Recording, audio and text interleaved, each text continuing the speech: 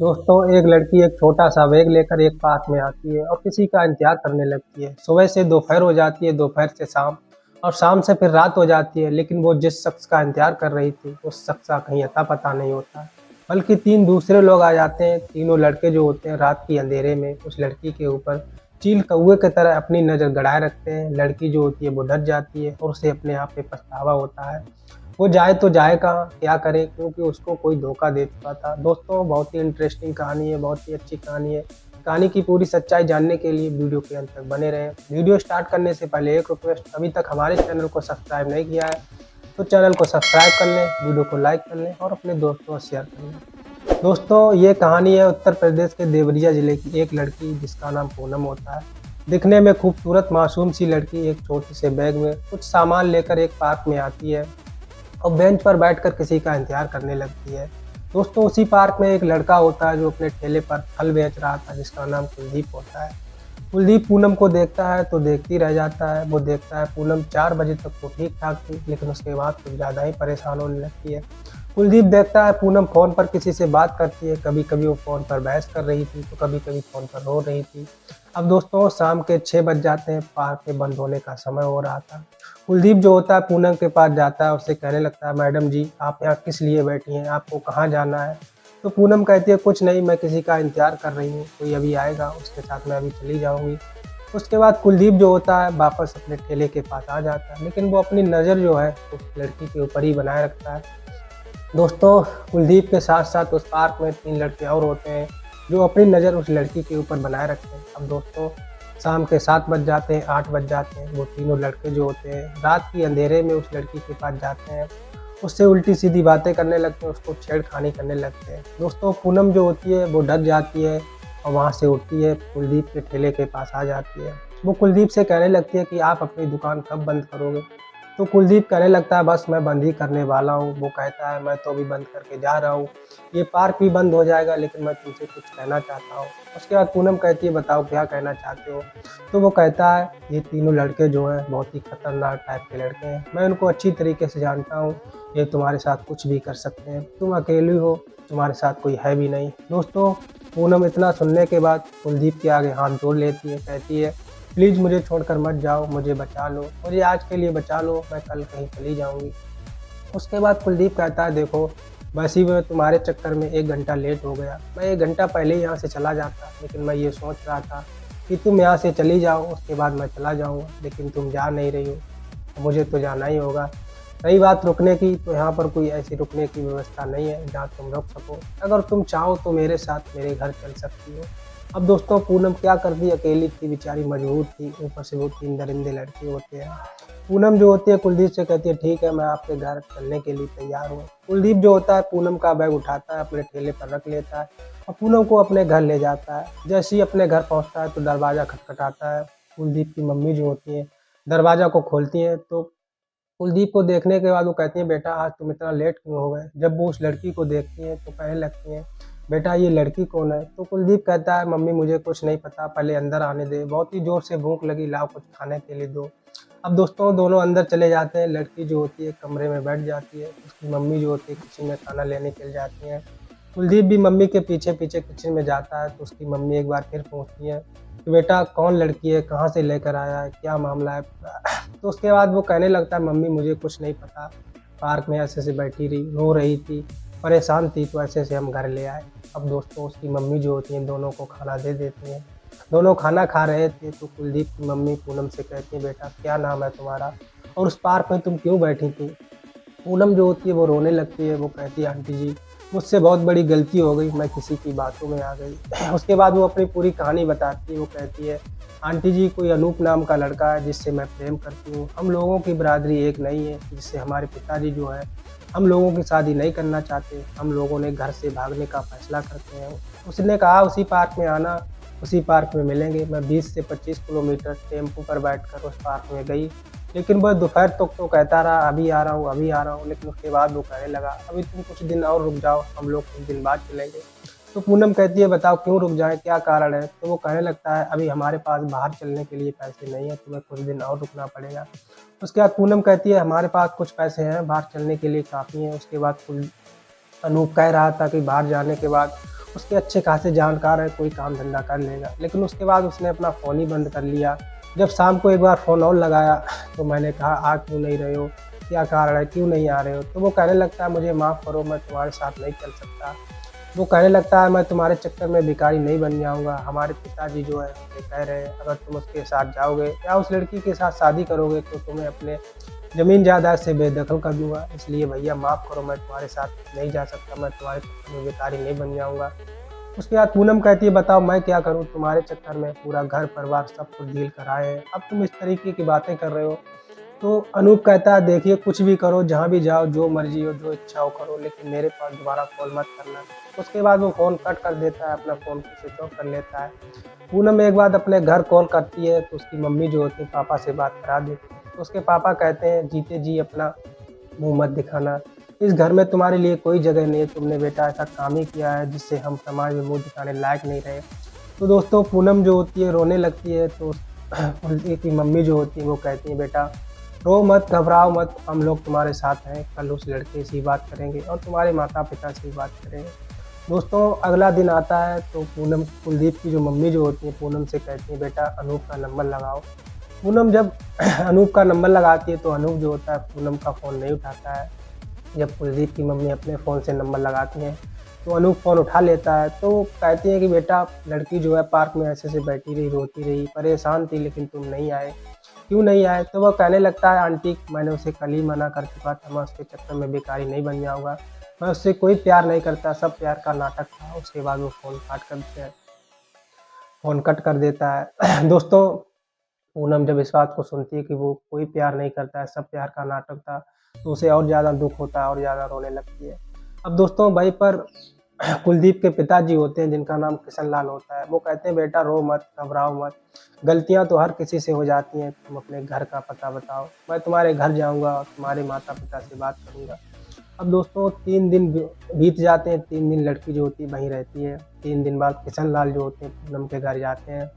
पूनम के पिताजी से बात करते हैं, वो कहते हैं भाई साहब लड़की जो है पार्क में ऐसे-ऐसे बैठी थी, उसको कोई धोखा दे चुका। वो रो रही थी, परेशान थी, बहुत ही पछतावा कर रही है। मेरा बेटा अपने घर ले आया, अब वो मेरे घर में रह रही है। हमारे घर में रह रही है, हमको कोई समस्या नहीं, लेकिन तुम उसको माफ़ कर दो, अपने साथ ले आओ, अपने घर रखिए। दोस्तों उसके बाद पूनम के पिताजी कहते हैं देखिए भाई साहब अगर लड़की आपके घर में रह रही है, तो अपने घर में रखिए। उसकी यहाँ पर कोई ज़रूरत नहीं है, वो मेरे लिए मर चुकी है, मैं उसके लिए मर चुका हूँ, मेरे और भी बच्चे हैं, वो मेरे हैं, हम उनके हैं, तो तुम आज के बाद उस लड़की के लिए इस घर में कभी मत आना। दोस्तों उसके बाद किशन लाल जो होते हैं वापस चले आते हैं, तो उसकी पत्नी जो होती है पूछती है कि वहाँ गए थे, बताओ क्या हुआ था? तो वो कहने लगते हैं भाई साहब तो ऐसे-ऐसे कह रहे थे, बताओ क्या करूँ? उसके बाद किशन लाल जो होते हैं वो कहते हैं अपनी पत्नी से कि तुम ये बात को पूनम को मत बताना, नहीं उसे और भी ठेस पहुँचेगी। अब दोस्तों उस परिवार को उस लड़की के बारे में समझ में नहीं आ रहा था क्या करें, क्या नहीं करें? अगर कोई पूछता तो बता देते थे कि दूर के रिश्तेदार की लड़की है, कुछ दिन रहेगी उसके बाद यहाँ से चली जाएगी। अब दोस्तों धीरे-धीरे 3 महीने बीत जाते हैं, लड़की जो होती है उसी घर में रहती है। कोई पूनम का सुख-दुःख लेने के लिए नहीं होता है, पूनम जो होती है 3 महीने उसी घर में रहती है, घुल-मिल जाती है, जो भी काम-धाम होता था अच्छे से काम कर लिया करती थी। उस परिवार को उस लड़की से कोई समस्या नहीं थी, ना ही उस लड़की को उस परिवार से कोई समस्या थी। वो इस तरह से वहाँ पर रह रही थी, उसे लग ही नहीं रहा था वो उस परिवार की नहीं है। दोस्तों जो भी काम-धंधा होता था वो अच्छी तरह से ईमानदारी से लड़की कर लेती थी। दोस्तों कुलदीप जो होता है फल बेचता है, तो वो सुबह-सुबह मंडी जाता है, फल लेकर आता है। घर जैसे ही आता है तो पूनम जो होती है उसका सारा काम कर देती है, फलों को अच्छे से साफ करती है, फलों को उसको रेडी पर लगा देती है। उसके बाद कुलदीप जो होता है फल बेचने के लिए चला जाता है। दोस्तों इसी बीच किशन लाल जो होते हैं पूनम के घर एक बार और जाते हैं, पूनम के पिताजी से बात करते हैं, कहते हैं भाई साहब लड़की जो है काफ़ी ज़्यादा पछता रही है, रो रही है, परेशान है, क्यों उसकी ज़िंदगी बर्बाद कर रहे हो, तुम उसको माफ़ कर दो। माता-पिता का ये फ़र्ज़ होता है कि अपने बच्चियों को गलतियों का माफ़ करना, उन्हें माफ़ कर दो, अपने साथ ले आओ। तो उसके बाद पूनम के पिता कहते हैं देखिए भाई साहब अगर तुम उस लड़की को अपने घर में नहीं रख पा रहे हो, तो उसे वहाँ से भगा दो, कह दो कहीं पानी में डूब मरे, किसी ट्रेन के आगे कट जाए, कहीं बस के आगे आ जाए, लेकिन उसकी यहाँ पर कोई ज़रूरत नहीं है। आज के बाद आपसे प्रार्थना है, हाथ जोड़ के निवेदन करता हूँ कि आज के बाद तुम उस लड़की के मामले में यहाँ पर कभी मत आना। अब दोस्तों किशन लाल जो होते हैं वहाँ से चले जाते हैं। लेकिन दोस्तों इसी बीच पूनम की मम्मी जो होती हैं थोड़ी बात करने की कोशिश करती थी कि उनकी बेटी कैसी है, कैसी नहीं है। थोड़ी उन्हें चिंता रहती थी, बेचारी रोती रहती है। अब दोस्तों पूनम जो होती है पढ़ाई करती होती है, तो पढ़ाई करने में उसे थोड़ी दिक्कत हुआ करती है, तो कुलदीप जो होता है उसे पढ़ने के लिए कंप्यूटर ला कर रख दिया, जिससे पूनम को ऑनलाइन पढ़ाई करने में दिक्कत ना हो। अब दोस्तों ऐसे ही धीरे-धीरे समय बीत रहा था। समय के साथ-साथ एक दिन करीबन रात के 10 बजे कुलदीप के घर में 2 औरतें आती हैं। दरवाज़ा खटखटाती हैं तो किशन लाल दरवाज़ा खोलते हैं। वो देखते हैं एक पूनम की मम्मी है, दूसरी पूनम की मौसी है। दोस्तों पूनम जब अपनी मम्मी को देखती है तो मम्मी मम्मी कह के उनके गले लग जाती है। दोस्तों सभी लोग हाल-चाल पूछते हैं, बैठते हैं। नाश्ता पानी होता है, खाना पानी होता है। दोस्तों उसके बाद पूनम की मम्मी जो है कुलदीप की मम्मी से कहने लगती हैं कि बहन जी आपने जिस तरह से हमारी बेटी को यहाँ पर बचा के रखा है, उसका इतना ध्यान रखा है, मैं आप लोगों का ये एहसान कभी नहीं भूल पाऊँगी। उसके बाद कुलदीप की मम्मी कहती है देखिए बहन जी इसमें एहसान की कोई बात नहीं है। ये जिस तरह से हमारे परिवार में रह रही है हम लोगों को इससे कोई समस्या नहीं है। अगर इसको कोई हमसे समस्या हो या हमारे परिवार को समस्या हो तो अपने दिल की बात तुम लोगों को बता सकती है। उसके बाद कुलदीप की मम्मी कहती है देखिए बहन जी गलतियाँ तो हर किसी से हो जाती हैं। आपकी बेटी जो है काफ़ी ज़्यादा नादान मासूम है। अगर इसको कोई अपने जाल में फँसा लिया, इसको बेवकूफ़ बना दिया तो बताओ इसमें इसकी क्या गलती है? तो तुम लोग उसको माफ़ कर दो, हँसी-खुशी से ले जाओ अपने घर रखो। तो उसके बाद पूनम की मम्मी कहती है देखिए बहन जी हम तो यही चाहते हैं कि हमारी बेटी हमारे साथ रहे, हमारे घर रहे। जब से यहाँ पर आई है तब से हमें अच्छा नहीं लगता है। तो उसके बाद वो कहती है देखिए बहन जी हमारे घर में तो हमारी नहीं चलती है, हमारे घर में जो मर्द वगैरह होते हैं उनकी चलती है। अगर उन्हें ये भी पता चलेगा कि हम अपनी बेटी से मिलने यहाँ पर आए हैं, तो मुझे भी शायद उस घर में रहने ना दें। अब दोस्तों सभी हाल-चाल पूछने के बाद सुबह होती है। सुबह होने के बाद वो 2 औरतें जो होती हैं वो वहाँ से जाने लगती हैं। तो पूनम जो होती है अपनी मम्मी का हाथ पकड़ लेती है, कहती है मम्मी मुझे छोड़कर मत जाओ, मैं भी तुम्हारे साथ चलूँ। तो उसके बाद उसकी मम्मी कहती है बेटा अभी तो हम जा रहे हैं लेकिन तुझसे मिलने आया करूँगी। उसके बाद वो अपनी बेटी से कहती है बेटा पूनम ये परिवार जो है हमारे लिए, तुम्हारे लिए एक भगवान से भी बढ़कर है, इसमें हमेशा घुल-मिल के रहना, कोई भी ऐसा काम मत करना जिससे इस परिवार को तुम्हारी वजह से परेशानी हो। अब दोस्तों जाते-जाते पूनम की जो मौसी होती हैं वो किशन लाल से कहती हैं कि भाई साहब इसने जो भी किया नादानी में किया, इससे गलती हो गई।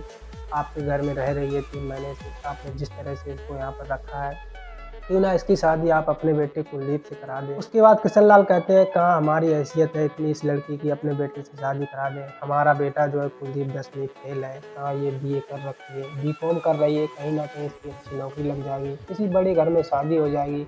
हम लोगों की इतनी हैसियत नहीं है जो इसकी शादी अपने बेटे से करा दें। हम लोग रोज के कमाने धमाने वाले लोग हैं। अब दोस्तों उसके बाद वो 2 औरतें जो होती है वहाँ से चली जाती हैं। धीरे-धीरे समय बीत रहा था, 6 महीने बीत जाते हैं। 6 महीने के बाद पूनम जो होती है कुलदीप को दूसरे नज़रिए से देखने लगती है। वो नोटिस करती है कि कुलदीप पूनम का इतने अच्छे से ख्याल रखता है, जो भी छोटी से बड़ी चीज़ों की ज़रूरत होती है, कुलदीप सारी चीज़ लेके आता है पूनम के लिए, इतने अच्छे से ख्याल रखता है। पूनम सोचती है कि हम कुलदीप के घर में रह रहे हैं, उसने कभी आज तक मुझे गलत नज़र से देखा नहीं, कभी गलत नज़र से छुआ नहीं, कोई भी गलत नज़र से उसने मेरा साथ कोई काम नहीं किया है, कितना अच्छा लड़का है। वो उसके बारे में सोच रही थी, जबकि वो दूर-दूर एग्ज़ाम दिलाने के लिए पूनम को ले जाता था।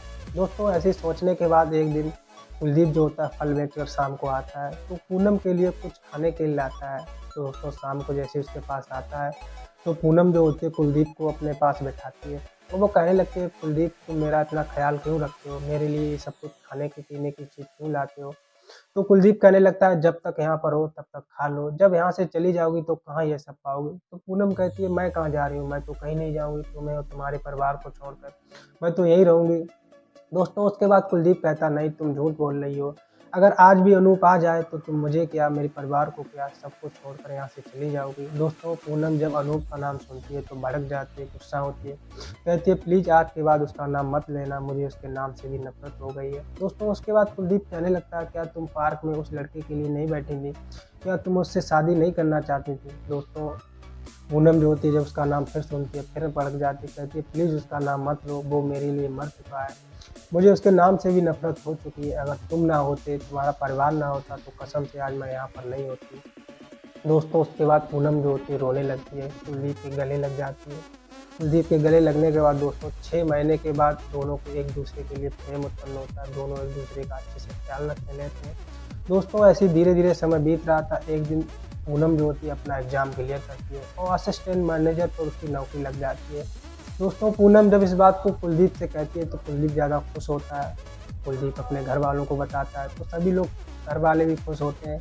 पूनम की ये खबर जो है पूनम के घर भिजवाई जाती है, क्योंकि जो कॉल लेटर जो होता है पूनम के घर जाता है।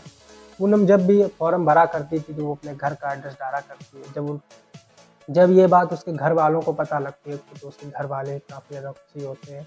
अब दोस्तों पूनम के जो पिताजी होते हैं वो भी अपनी बेटी को माफ़ कर देते हैं। सभी लोग मिठाइयाँ वगैरह लेकर पूनम के पास आते हैं। खुशी का माहौल था, सभी लोग एंजॉय कर रहे थे दोस्तों। तभी इसी बीच पूनम के पिताजी जो होते हैं वो अपनी बेटी की शादी कुलदीप से करा देते हैं। अब जो पूनम जो होती है उस घर में एक बहू के रूप में रहने लगती है, अपना जीवन व्यतीत करने लगती है। तो दोस्तों ये थी आज की कहानी, कैसी लगी कमेंट बॉक्स में ज़रूर बताएं। वीडियो को लाइक कर लें, चैनल को भी सब्सक्राइब कर लें। मिलते हैं अगले वीडियो में। धन्यवाद।